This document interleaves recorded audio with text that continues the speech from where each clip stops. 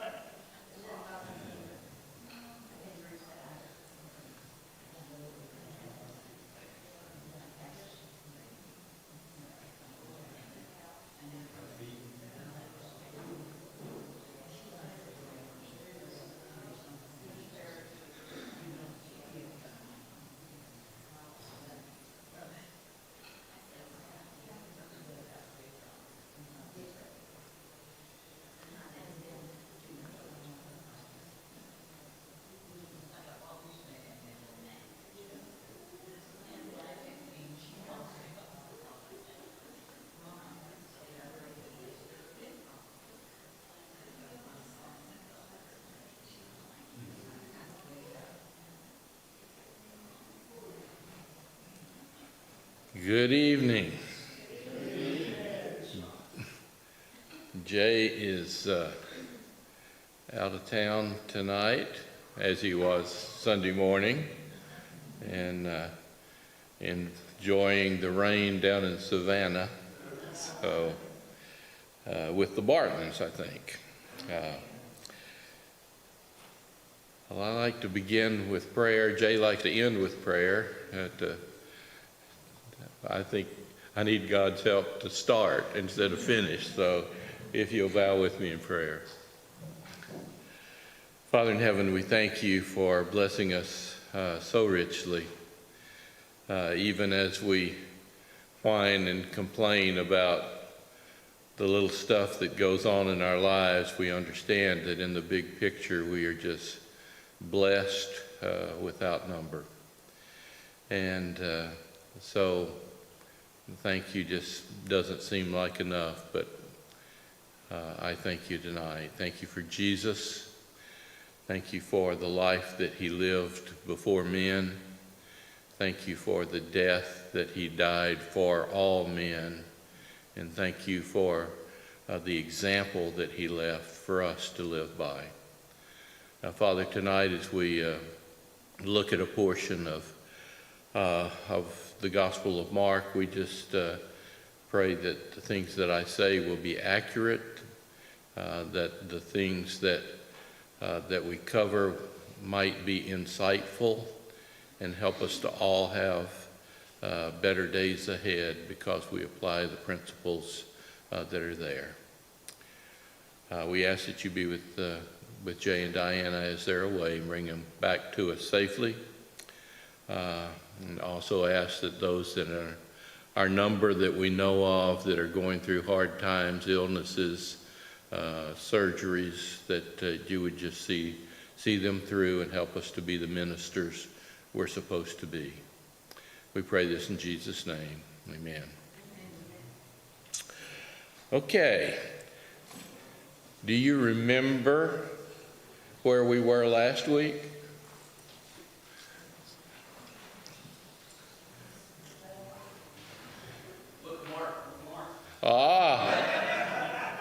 Which part of Mark were we? Well, it's interesting because, Diana's back. What did you do with Jay? Oh, okay. Well, good.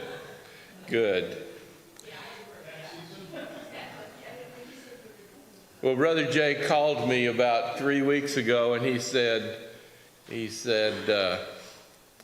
I need you to do a chapter in Mark. And I said, what chapter do you have in mind?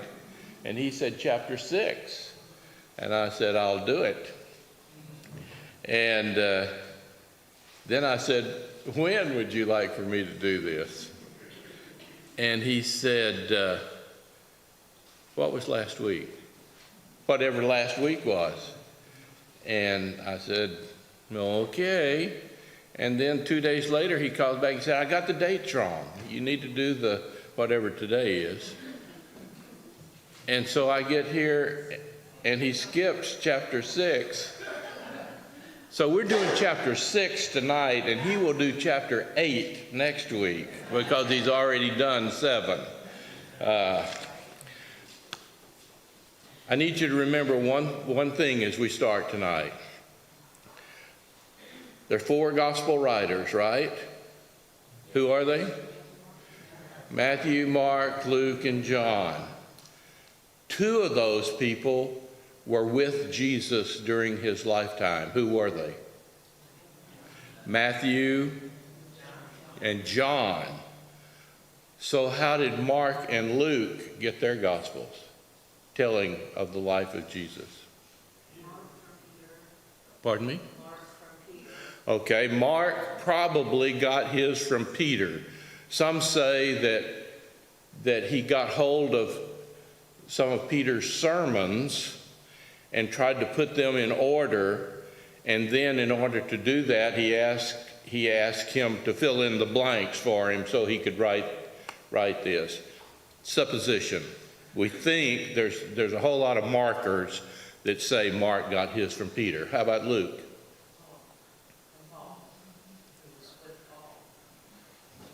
Was Paul with Jesus?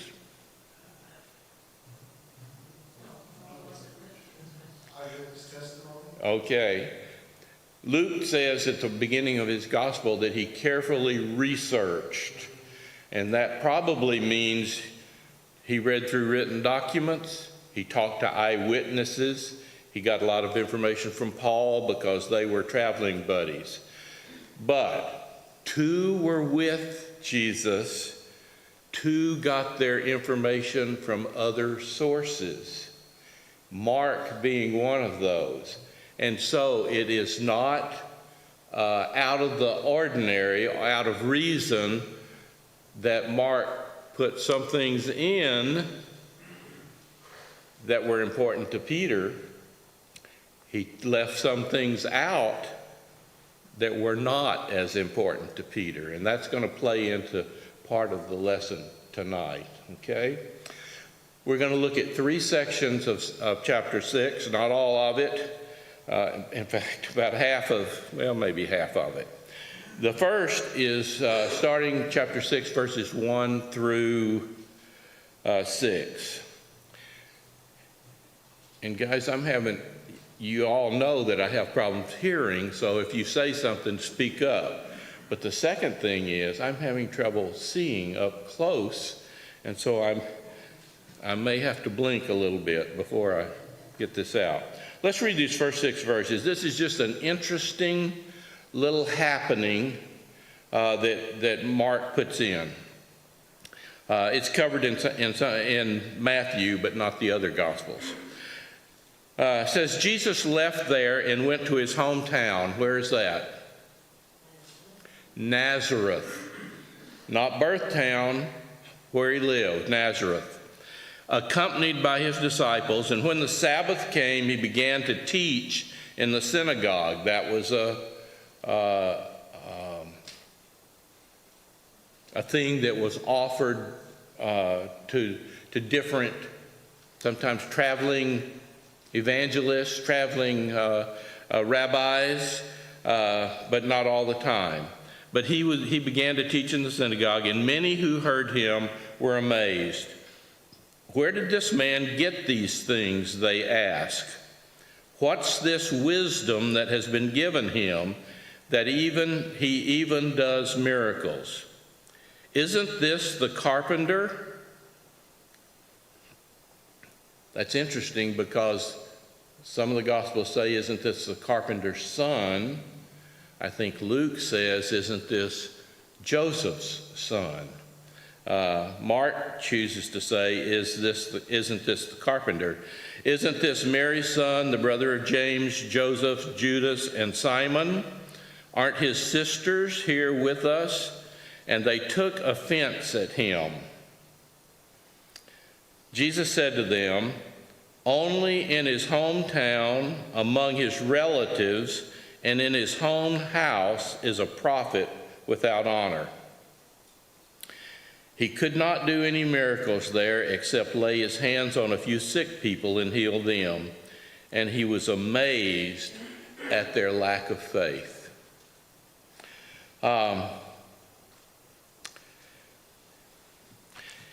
Mark chooses to say that many were amazed at what they were hearing. He did not say that all were amazed at his hearing. In a congregational setting like would have been in the synagogue, some liked the sermon and some it got a little too close and they weren't liking the sermon. Matthew says that the text of his sermon was Isaiah chapter 6, the first couple of verses.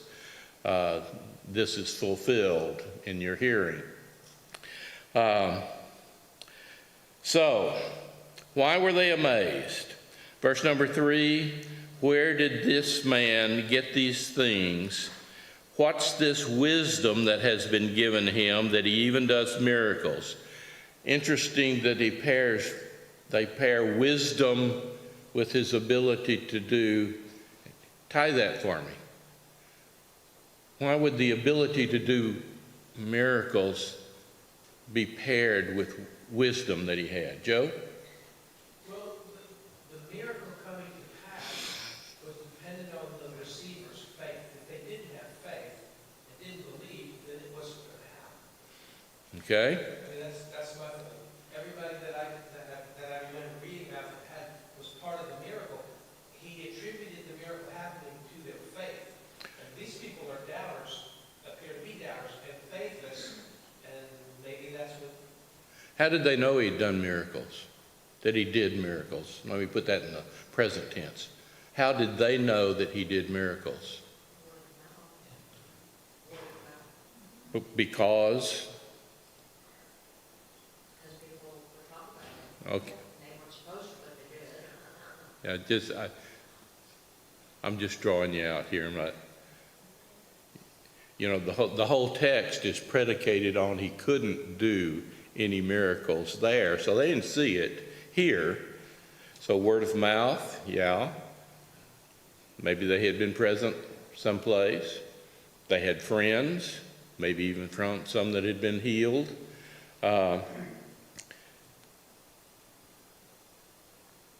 Let me leave out a verse and go. Yeah, Joe. Maybe in his teachings he mentioned how some miracles happened to those people who had faith. Probably not, but maybe. I wasn't there, so I don't know.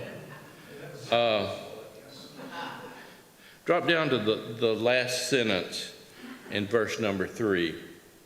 And it says, they took offense at him. Why? Why did they take offense at him? Steve, then back to Joe. They would have thought that he was no better than they were. He had no special education, and they knew the family. And they knew his main profession was as a doctor.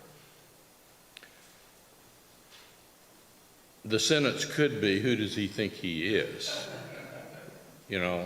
Because he grew up, they knew how he grew up. They had gone to school with him. They had learned a trade like he had. He was no different than they were. And so what exactly are they taking offense at? I think that's why Mark chooses to use the word wisdom, because he seems to be smarter than we are when he's had the same growing up experience. Where did he get this wisdom? Which all ties into a lot of things that Mark says in his gospel, or repeats Jesus saying he got these things from God. They're not going to know that nor accept that now, but that's one of the themes that runs throughout the Gospels. Just a cursory look here, and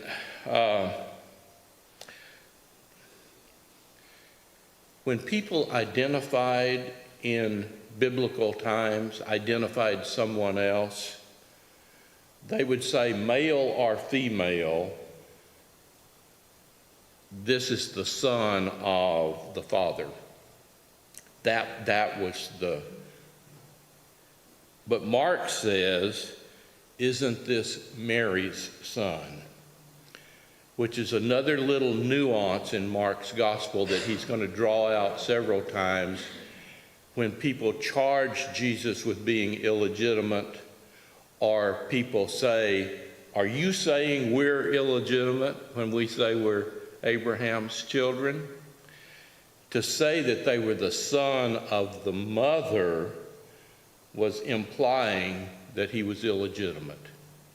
Now, who would know that? Well, probably those that are growing up. Joseph had told his story about the virgin birth or whatever, and so it gave his critics this little open window to say he's illegitimate. And goes on to say, aren't these his brothers? Don't we still have his sisters with us? What do we know about the brothers, other than it names them here? What other text? What do we know about the brothers?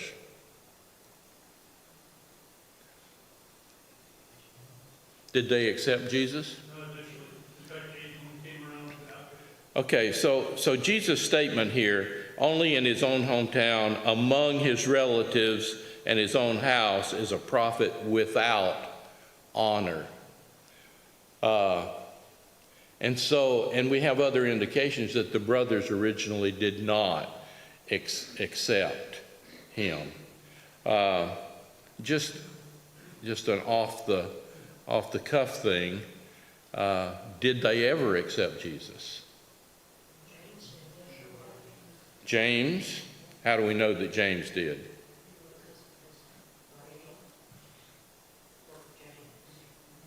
Okay. James becomes later one of the top people in the church in Jerusalem. He also wrote a book in our Bible, the book of James. What about anybody else?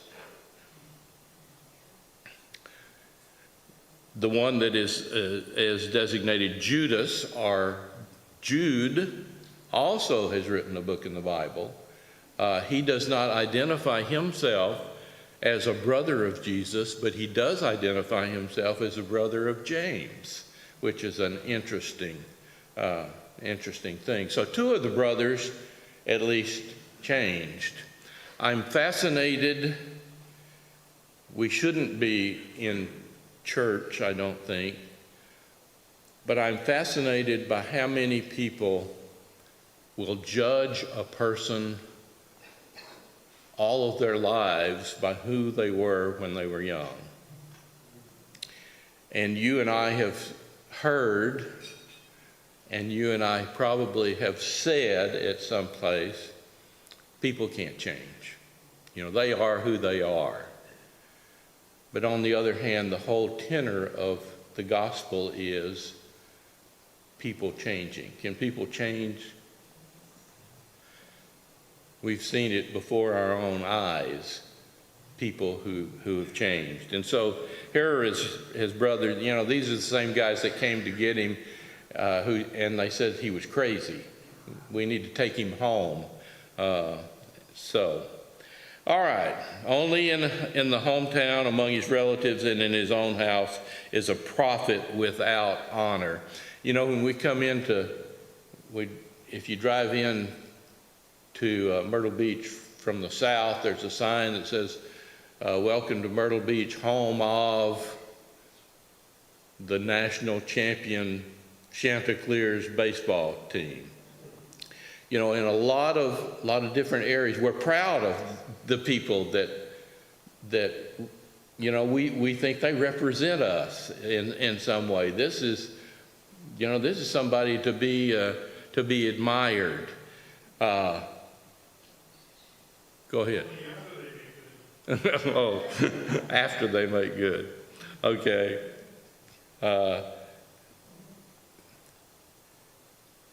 Jesus is saying that he wasn't accepted here. They weren't proud. You know, if you had a miracle worker, it seems like to me that you would be proud of that. But they were not proud of Jesus. In fact, Jesus says, I'm without honor here in my own town, with my relatives, in my own home. So why is that? Why wouldn't you give honor to Jesus? What's the sticking point here? Stephen? The old saying is familiarity breeds contempt. Yeah. Got that written down here someplace. Linda? Oh, you're signaling my 20 minutes is up. I got you. You know, sometimes, what was the duty of a prophet? Jesus uses that term, that a prophet is without honor. What was the duty of a prophet?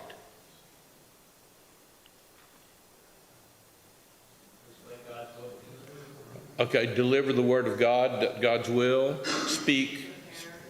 Okay. A prophet had an interesting mission, and that was to speak the truth of God. And you know, when you speak the truth, sometimes you start stepping on some toes. And I'm betting that it was not only that the familiarity with Jesus, but it was the message of Jesus that made him unpopular with a lot of people. I know you gave me my time, and I need to move on. Why does the scripture say he couldn't do any miracles there? Is there anything Jesus couldn't do? It wasn't that he couldn't do miracles. It was that because of the unbelief of the people. Okay.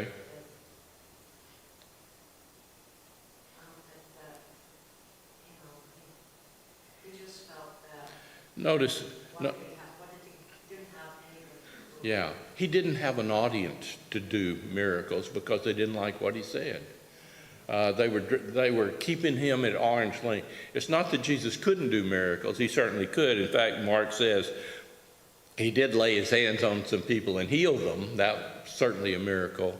But because of their lack of faith, they were pushing. They knew that his message was a spiritual message, and we don't want any of that.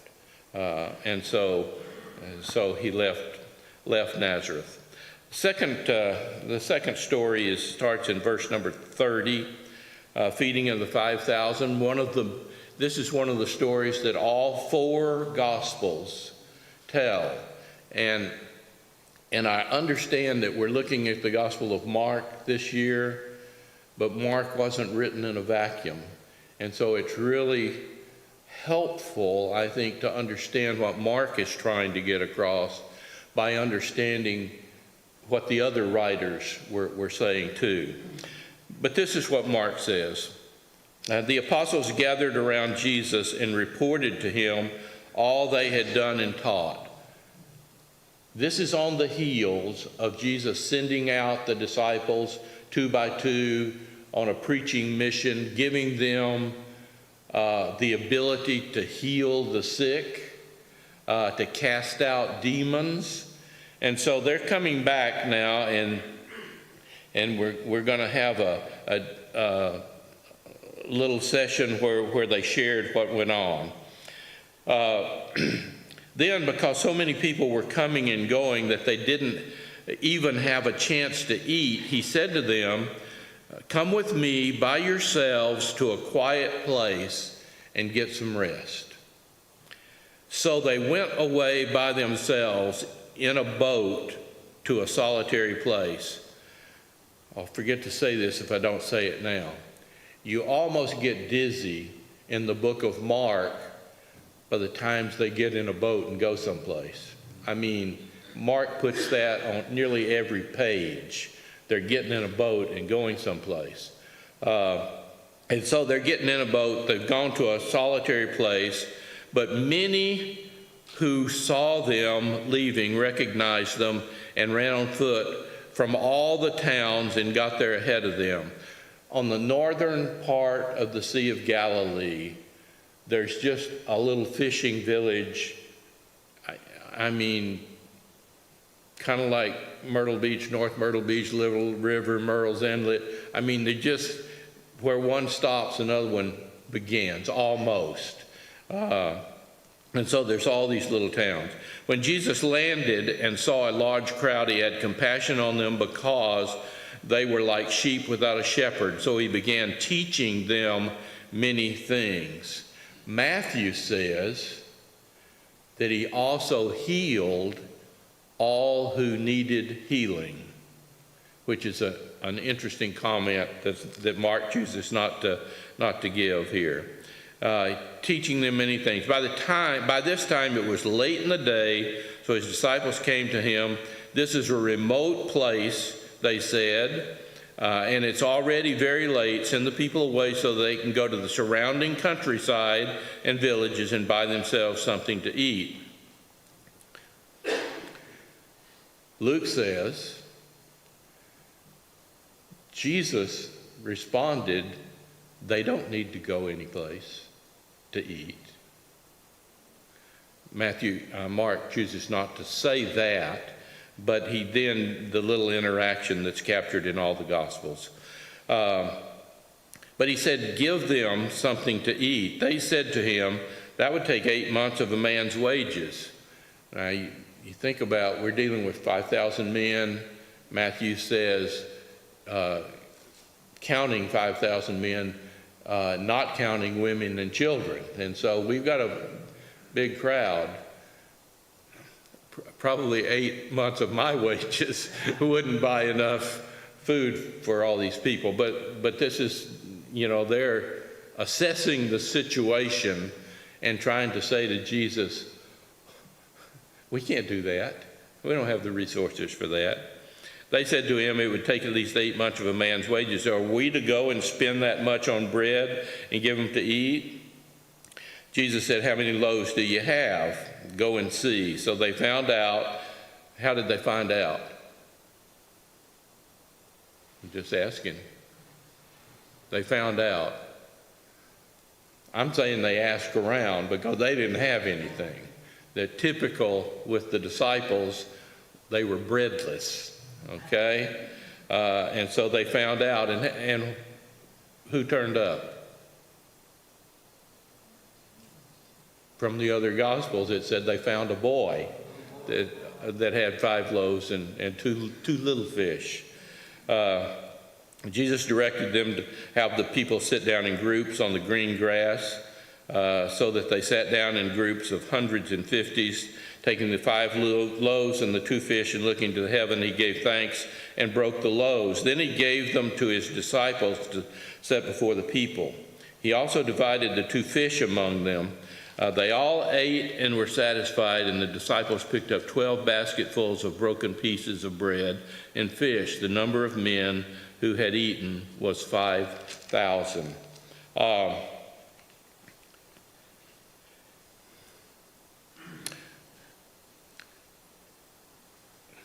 The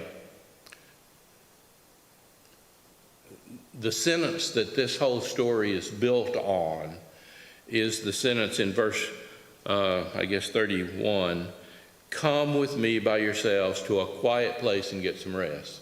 These guys have been on mission for a while. They're excited. people are inundating them. They've not had a chance to eat, and Jesus says, come, let's go by ourselves to a solitary place so that we can get something to eat, but we also have a quiet place to rest. Once again, some of the texts say that they've been to Capernaum. Some of the texts say that they are going to Bethsaida, 6 miles away, probably not as the crow flies, but around the top of the Sea of Galilee. As the crow flies, maybe 4 miles by sea to get across that. And so there's someplace in between Capernaum and Bethsaida in the mountains.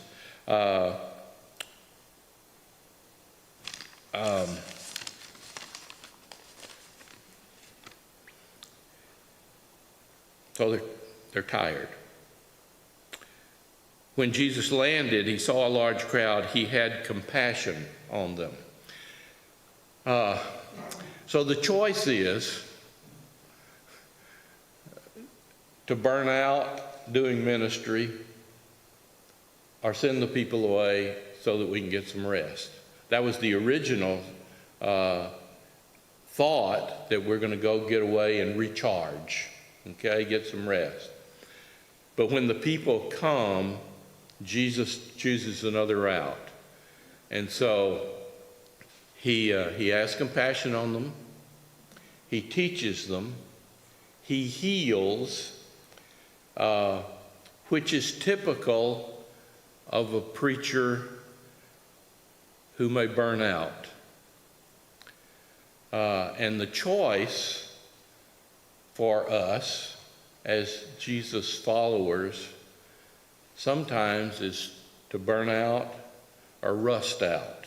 We rust out by sitting and doing nothing. We burn out by doing ministry when we're at our wits' end. And I think I can say this since Jay's not here. Jay chooses to burn out, and he goes through that as he gets older more frequently than he did when I first met him 13 years ago. Is that a true statement, Diana? Because he chooses to burn out rather than rust out. And many of us, let's say it this way, many of us, if you're like me, when I'm approaching burnout, don't you approach me, because I'm unapproachable. Jesus was not that way ever. And so he makes this statement: they look like sheep without a shepherd. What's that mean? What's he seeing here?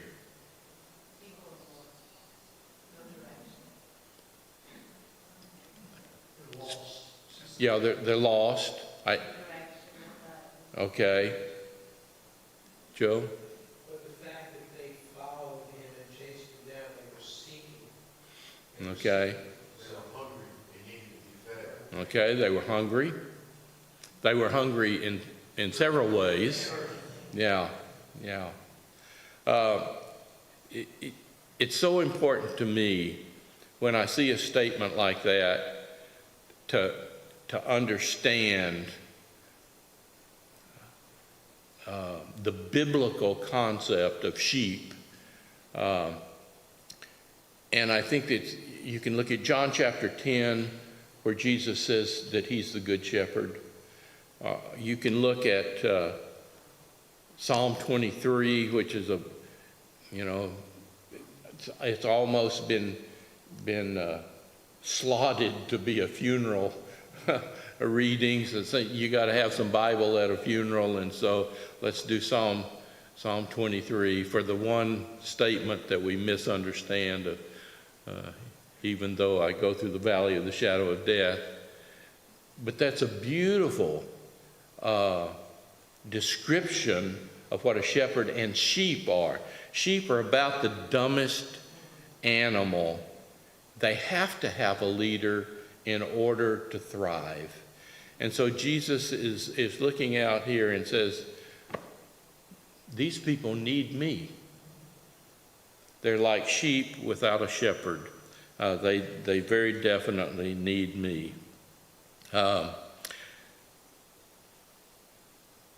It was late in the day, which is a key component to the story that comes on. They're in a remote place. That's where Jesus had led them so they could be alone.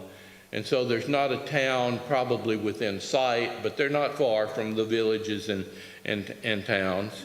It's an interesting byplay here where Jesus says, you give them something to eat.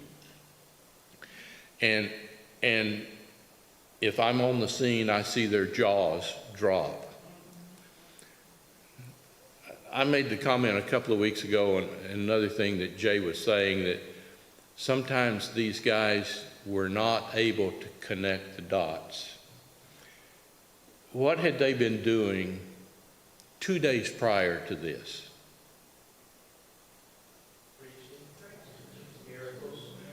They were on a mission trip, and they had been given the power to do miracles, to heal, to lay hands on, to cast out demons. But he asked them to give them something to eat, and they are flabbergasted at, number one, that he would ask them such a thing, but number two, he knows we can't do that, right? I'm thinking if I had the power to heal, I would somehow put it together that maybe I had other powers that I maybe hadn't experienced yet, but it just reminds me, these guys, and we're going to see it in the next story at the end of the chapter, when these guys are with Jesus, they are world beaters. When these guys are away from Jesus, they are weaklings. I'm spiritual weaklings. Does that compute? Because sometimes I see us at Sunday and we could move mountains. And then I see guys on Monday who you would think had never heard the name Jesus.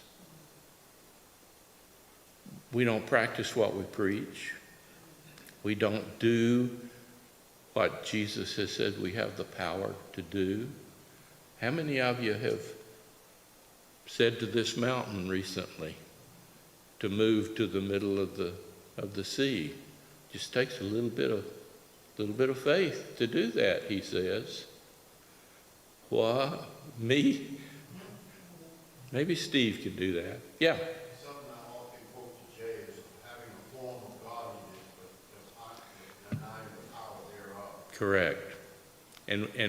And that verse, I won't say to you, but that talks about me a lot of times. You give them something to eat.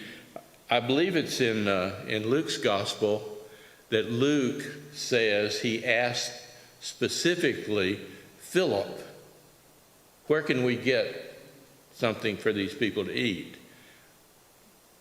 A little byplay, Philip is from Bethsaida, which is where they were going when they started on this little trip. And so he would know the area. And Philip, it's Luke says, is the one that said 8 months we can't buy enough food. So Jesus helps them out here.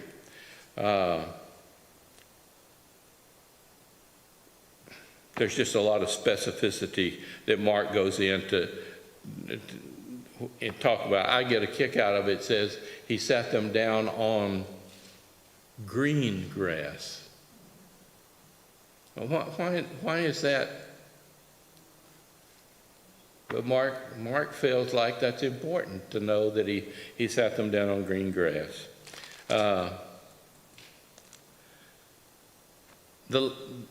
I've heard a lot about verse number, what is it? Again, my eyes are not focusing. 40, is it 42?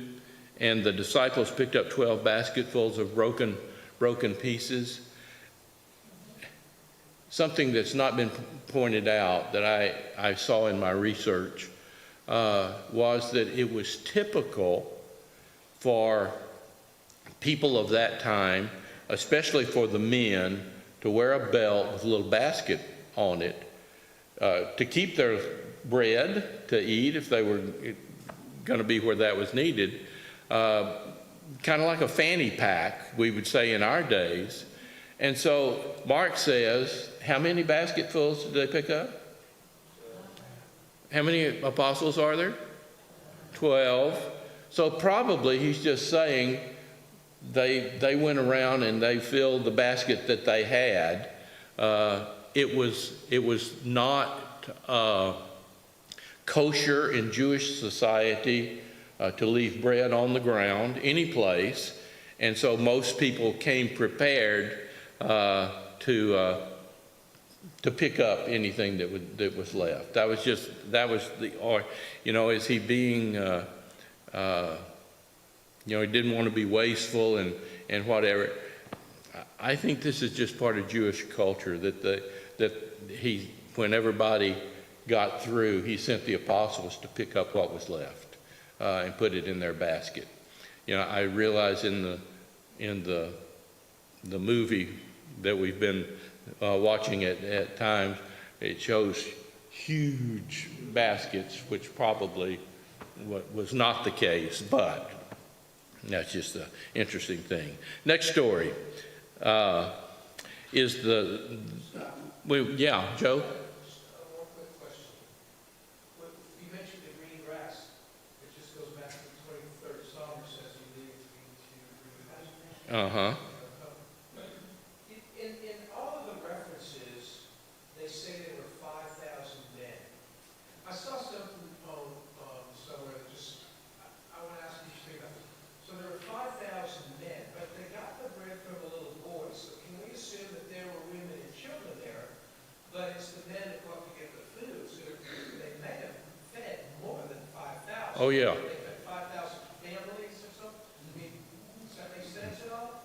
Well, I'm guessing if we can look at our society and compare it with theirs, if there were 5,000 men, there were 10,000 women, because they're wanting to hear the message. And they probably drug along the men. So yes, there's a large crowd here, Joe, larger than the 5,000. And like I say, Matthew says they counted 5,000 men plus women and children at the end of his gospel. The last little story that once again talks about, to me, it talks about the disciples' faithlessness sometimes. Immediately, Jesus made his disciples go into the boat and go ahead while he dismissed the crowd.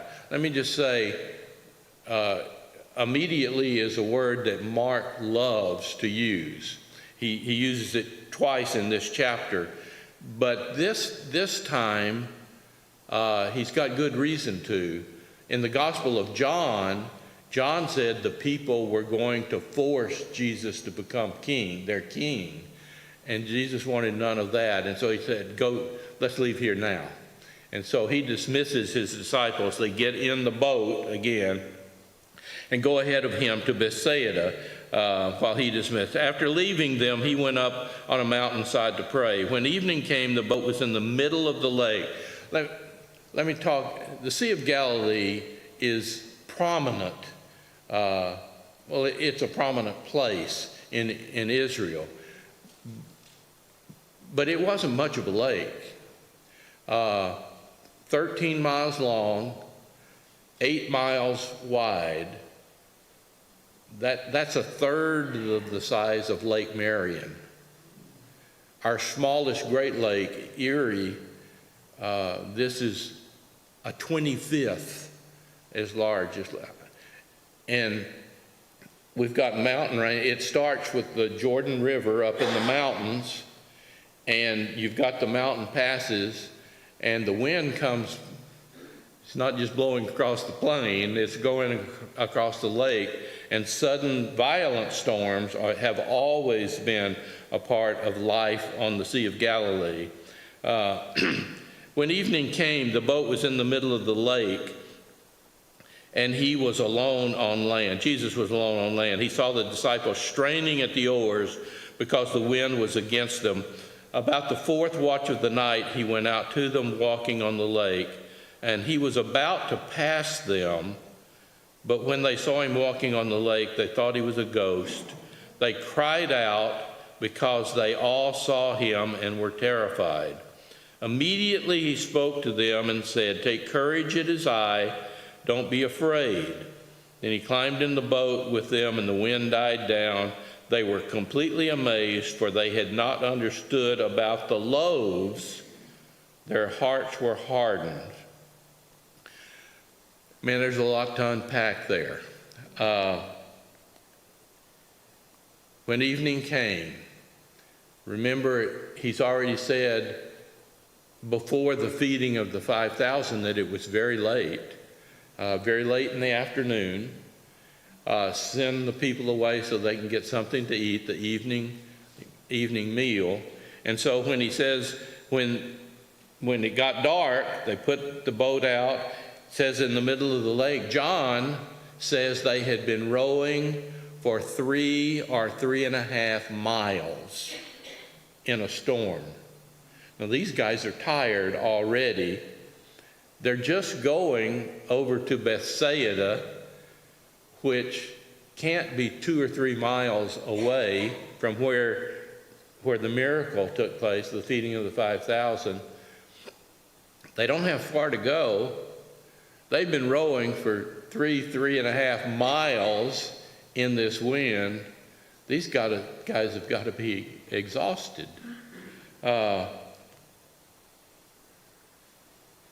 They were in the boat. He was alone on land. He saw them straining because of the wind against them.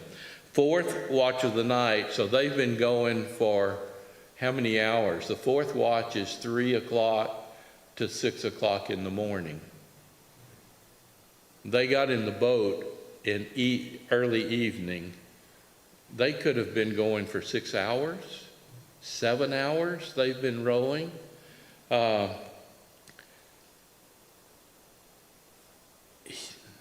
About the fourth watch of the night, he went out to them walking on the lake. He was about to pass them by.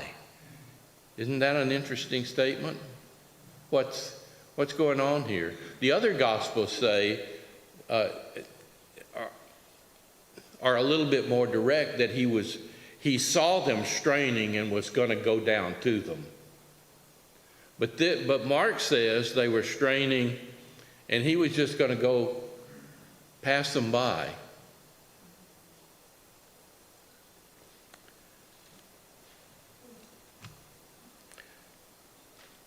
When he saw, he was about to pass them by, and when they saw him walking on the lake, they thought he was a ghost. They cried out because they all saw him, were terrified. Immediately he spoke to them and said, "Take courage, it is I, don't be afraid." Then he climbed into the boat. Now, Mark has left out something here. What has he left out? Now, we have a whole little story about Peter saying, Jesus said, "It is I," and Peter said, "If it's you, bid me to come to you. Let me walk on the water." And Jesus says, "Come on." Why doesn't Mark put that in his story here? I mean, that seems to be a pretty big deal to me. It doesn't reflect well on Peter. And so he's chosen to leave that out. I mean, the story in itself that Mark captures, it's a whole story. And so leaving that out doesn't affect what's happening here at all. What it does is it reflects that Mark is not going to embarrass his mentor, and so he leaves that story out. Jesus crawls in the boat and the wind just dies down. They were completely amazed, for they had not understood the loaves. Okay. At the first part of Mark chapter 6, he ties wisdom with miracles. And now at the last part, he ties calming of the sea with my brain just went dead there. With the miracle of the loaves. What have they got to do? The calming of the sea and the story that they've just lived out of the feeding of the 5,000. They're still looking for earthly answers. Okay? They're still trying to figure out earth. Even though they see it, they still want an earthly explanation of how did this happen. Okay? Yeah. A tie in faith, yeah. They're still connecting the dots here. They're still not seeing that all of these things are tied together. I mean, they've just seen him feed 5,000, 10,000 more people from 5 loaves and 2 fish. And then they're terrified when they see Jesus walking on the water. They haven't understood. Mark chooses to say that their hearts were hardened. Now, I think what he's trying to communicate, they just didn't understand. It's not that God did something like he did to the Egyptians with the 10 plagues. He's just trying to get over, these guys have not understood yet. And he could say that because he wasn't there and he wasn't including himself. And I mean, I'm not sure that was the real thought, but sometimes we see their hearts were hardened and we put more emphasis on that than maybe we should.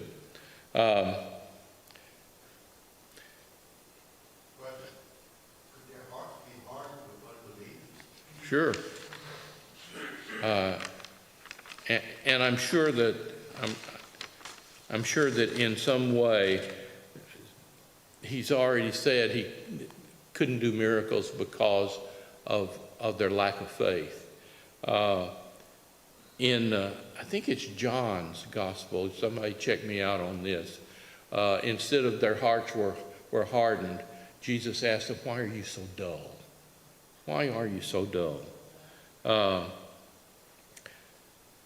They go across and they land at Gennesaret, which once again is a little fishing. There's a plain that empties. It's supposed to be the most fertile part of Galilee. It was the farming region, but also it's just a little bit further around the bend on the east side of the lake of Sea of Galilee. As soon as they got out of the boat, people recognized Jesus. They ran throughout the whole region and carried the sick on mats to wherever they heard he was. Wherever he went, into the villages, towns, in the countryside, they placed sick in the marketplaces. They begged him to let them touch even the edge of his cloak, and all who touched him were healed. Where do they get this? That it'll be okay if I just touch the edge of his cloak. Mark has just told the story in the previous chapter of the woman who had been bleeding for all those years, and she reasoned, if I can just touch, and she was healed. And of course that story has spread like wildfire.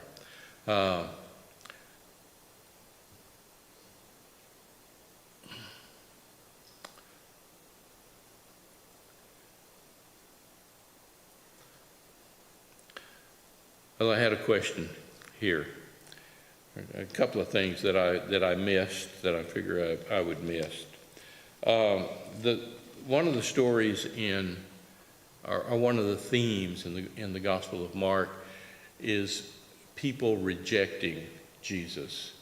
They rejected him in Nazareth, family, synagogue, says even in his own home. One of the writers puts country. Have you ever experienced rejection like Jesus experienced rejection? Have you ever been rejected by family or friends or... Want to share, Joe? Yeah, I've made peace with it. My mom passed away, and the last thing she said the week before she passed to me was, "I don't ever want to hear you, or I don't ever want you to call me." Yeah. Looking back through my life, when she had an expectation that I didn't meet, there was no question that she was disappointed. She made sure that Yeah. she knew. Yeah. Rejection all the time. I think we experienced that if you've ever been fired from a job, or you've ever been kicked off of a team. How did you feel? Did you ever have a boyfriend or girlfriend, or even a marriage in which somebody rejected you? That can be a pretty devastating thing. And Jesus experienced this rejection over and over and over again. And what did he do with that rejection? He still went to the cross for people, the very people that rejected him. How do we handle rejection? We probably don't handle it that way. But once again, Mark tends to paint that picture, and once again, he paints it, I think, it's a big thing with him, because who else rejected Jesus? Peter did. Peter rejected Jesus. And Mark knows how that rejection worked, how that affected Peter in reverse, I guess, he being the rejector. But it's just interesting how Mark plays that out in his gospel. Yo. Jesus' rejection, how he took it. I think we can learn from that, because though these people rejected him, so did we. Yeah. Right? And he still comes out. The story's not over yet. These people who are rejecting him, right? Yeah. They're just rejecting him now. But that doesn't mean, as we all have, and maybe there's somebody that came to Christ the first time they heard the message, but boy, I should have. Yeah. I rejected and rejected until the love of Christ won out. And remember, it's how it's pointed out, who were the people that composed the first church? In Acts chapter 2, Peter preaching says, you rejected Jesus. You're the very ones that nailed him to the cross. You're the ones that rejected. And so you can change. After being rejected or being the rejector, you can change the trajectory of your life. Final comment? Yes. I often correlate what you just spoke about with me as I visit different churches throughout 13 different cities, and I minister on the streets of big cities like New York, Philadelphia, and all over. That a lot of people, including myself, we all fall short of God's grace. Damn, they have a form of godliness but deny the power thereof. When Jesus said,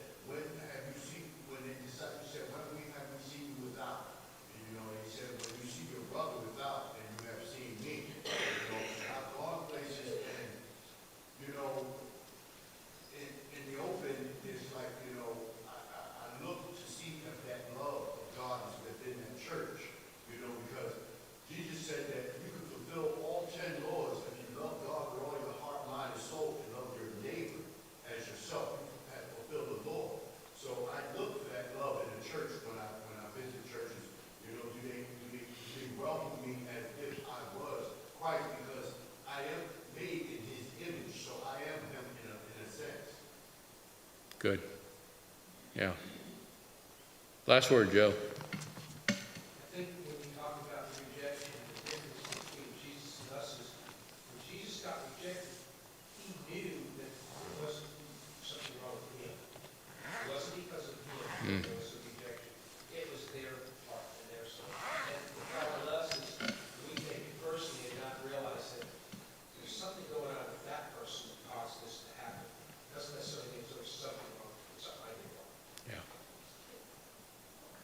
That's how we deal with rejection. You gotta forgive it. We put such a great emphasis on forgiveness because it was so important that it was a cancer within the person that was killing them that they couldn't even see, but he could see it because it was internal, that they weren't able to see it from outside of them. He could see the cancer that was within them, the unforgiveness that was in their heart that was destroying them. Yeah. Do you ever play the game, mental game? You know, if I had been there, it would have been different. You know, I grew up in South Texas, and you know, our shrine is the Alamo, and you know, as a little kid, I had my Winchester with with me, and if I had been there, it'd have been different. And then you put yourself in the crowd, you put yourself in the synagogue in Nazareth, you put yourself watching Jesus being tried before Pilate, and or put yourself in Peter's shoes and say, well, if it had been me, you know, it'd have been different. Probably not. Probably not. We are kind of the sum total of all of those experiences we read about. Appreciate it. Jay will be back hopefully next Wednesday night to do chapter 8. So appreciate y'all being here. Thank you for the help.